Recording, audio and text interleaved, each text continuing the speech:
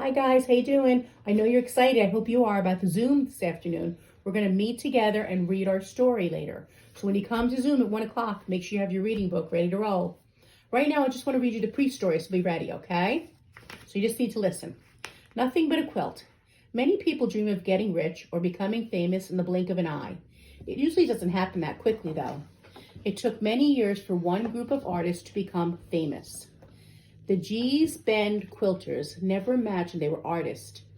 These humble women thought that their artwork was nothing but a quilt. They just stitched together scraps of fabric to make blankets so they could keep their families warm. Their quilts were never ordinary, though.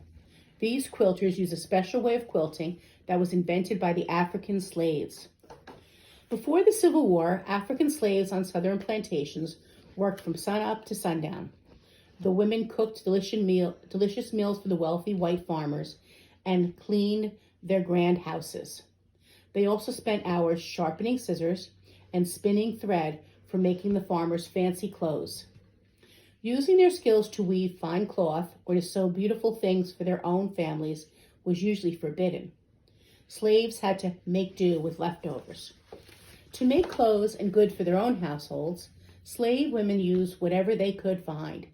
They collected feed sacks, rags, and small strands or threads of yarn. They used dye to paint and color the strips. Then they stitched the different colored pieces together.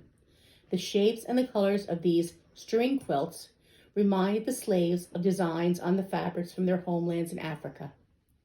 The quilters of the Gee's Bend never went to art school or to museums, so they never saw other people's designs.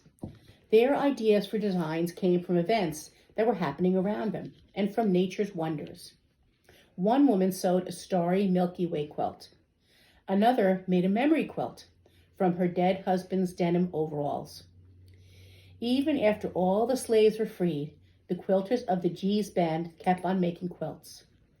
Their daughters and granddaughters kept quilting too. One day, an art collector came to Gee's Bend and bought some of their unusual quilts. Soon, the women's work was hanging in museums. Today, the original designs are even duplicated copies, sold for thousands of dollars. To the quilters, this adventure seems like a dream. Even if the fame and money vanishes tomorrow, they say, they will still love making beautiful quilts. Hey, those quilters didn't even know they were artists. So quilting is when you take a bunch of different fabrics and use them together to make a blanket.